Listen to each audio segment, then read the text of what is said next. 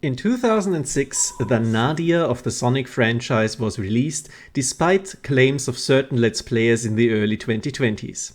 But only 2 years later, Sonic Unleashed boosted in on an actually working engine with absolutely gorgeous visuals. I had always been intrigued by it, but while 06 is eternally memeable, all I knew about Unleashed for a long while was that everybody hated the Werehog. Eventually I got a good enough PC to emulate the PS3 version, played all the way through, bought it on Xbox 360, played it again, and this week I found out that it got a fan-made PC port with a lot of amazing settings you're looking at right now. Let me know in the comments if I should change anything, I'm really bad at computers. Within a day of installing the port I set up everything for this Let's Play, postponing another one I'd worked on, because I really like Sonic Unleashed, yes, all of it. This will be a lot more casual than my 06 LP because Unleashed has an extremely high skill ceiling. If I wanted to only show 100% S ranks, I would never finish a single video. I will therefore sometimes screw up the levels and also not get every collectible immediately, but I might go back to collect them later. I'm also not making a giant intro video where I plan out a grand structure, this is it. There is plenty of time to talk about stuff in the Werehog parts. Now, I'd like you to follow me on an adventure around the world. And yes, I'm not going to talk about the cutscenes during the cutscenes. And yes, I do think Chip is really annoying. But you know, these are skippable even on the first playthrough. Excellent stuff. So, immediately after skipping the cutscene, which you can watch on YouTube separately, we can play. That's nice. I do like this level. It's a very, very good introduction tutorial level. And the fun thing is, first of all, you can ignore all of these question mark rings. I'm just touching them for texture so that you know what you could do if you were to play the game for yourself, learn about things. And then immediately you can boost off and just ignore everything Chip has to say. You don't have to touch these. You can just go. And on repeat playthroughs, that's a godsend for sure.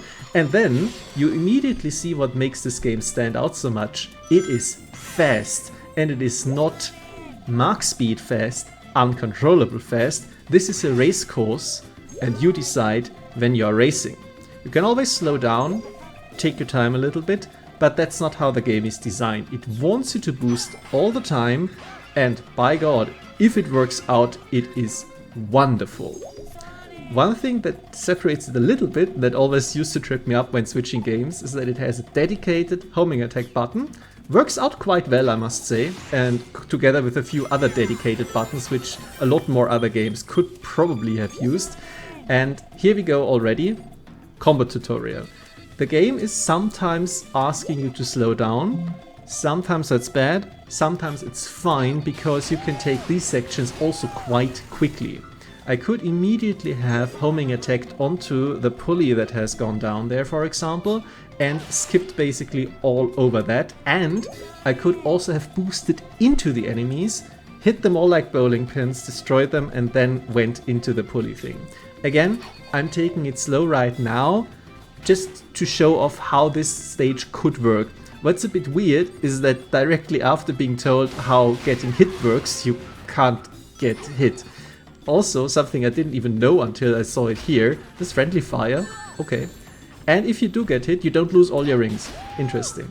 And now we come to one of the best features of this game that would become a mainstay for all of the future boost style games. You can quickstep side by side, which is a wonderful idea to not have to make you do awkward tiny adjustments in these super quick parts here, where you just go on dedicated rails, 1, 2, 3, left, middle, right, and you have to quickly decide which one you want to be on. It's all signposted by rings and obstacles. It doesn't always work, but it's great. Afterwards, there is a level up system, also for the Werehog. In case you didn't know, you can switch after every stage to any of the two characters. I could have leveled up the Werehog here, not going to because I didn't even finish a full level. Anyway, meet you after the cutscene. What do you figure that was all about? The hair, and those arms, and look at the Chaos Emeralds! So, is this what you usually look like? Yeah, this is the real me. Pretty cool, huh? Huh? Where'd you go?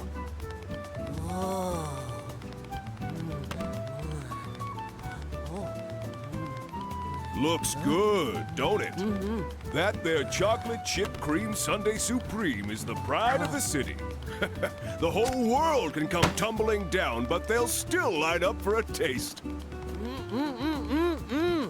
Hey! What about your memories? Chocolate chip sundae supreme. You said it. Yeah, Enjoy it, yeah. kiddo. Satisfaction guaranteed. If you don't love it, you get your money back. Hey! Oh, I love it.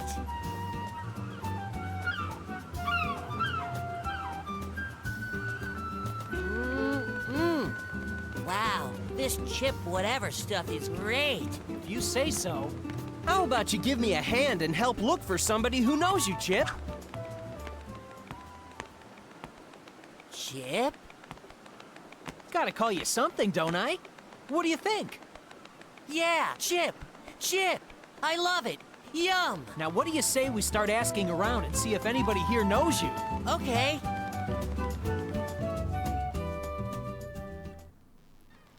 So, welcome back. Also, contrary to Sonic 06, this game I'm not going to cut up into tiny videos so that you can watch the cutscenes at your leisure and jump around to only the levels and so on. Please bear with me, this game's structure is a little bit weird, especially at the start, but it doesn't really get better. There is plenty of these town interludes where you sometimes have to just spend like a minute or two talking to people, then later on you have to actively explore quite a bit to find an item that is necessary for progression. It is slightly strange and it takes a little bit of getting used to, but I found it grew on me because I think they got a very nice balance between optional stuff and mandatory stuff here. Mostly, there is very little that is mandatory. Like this dialogue here, for example. I'm showing off that you can ask all of these questions, but you don't have to. In fact, there is not a single person in this town you have to talk to before you can go to the next stage. That's great. I really like this because it gives you time to explore at your own pace. You're like, okay, I actually kind of like how this town looks like. The lighting of this engine is an insane achievement for the time, and it still holds up beautifully, and you can just enjoy it, take in the vibes if you want to. You can talk to the people, learn a little bit about them, and their stories do progress over the course of the game. That is something that did happen in Sonic 06. That is something I did not show off because fundamentally, to be quite honest, I did not respect the writing of 06. But here, I do think it's fine. I'm not going to show off every single dialogue. I'm not going to show off every single iteration of talking to these people, but I'm going to sometimes take my time, as if I was playing this casually for the first time, going through, talking to people, getting a lay of the land, if I want to, if I think it's interesting. If I end up just going in circles, I'll cut it out. As I said, bear with me. I'm trying not to drive myself crazy planning out this game because I think it's fine if you just play it because it is fun. The start is a little bit weird, admittedly, and it's very linear. For example, this stage here is obvious. It wants me to go to Act 2. We played Act 1. The tutorial level is Act 1. Also always a little bit confusing. And we cannot go anywhere else. Obviously there is corners to explore, like here. Can get some rings. Awesome, now we have 4 rings. It doesn't do anything here. They are currency, however, so collecting them is not completely useless. They do accumulate and you can spend them on stuff later. As soon as the game opens up more, it will take a surprising amount of time. But yeah, as you can see here, Sonic respects boundaries. You can't go anywhere, you can't reach these things. It is slightly frustrating. When you play this game the first time, you might be like, I don't know. But I promise this will be a grand old time, and I hope you will be there with me in Let's Play Sonic Unleashed. Thank you very much for your attention.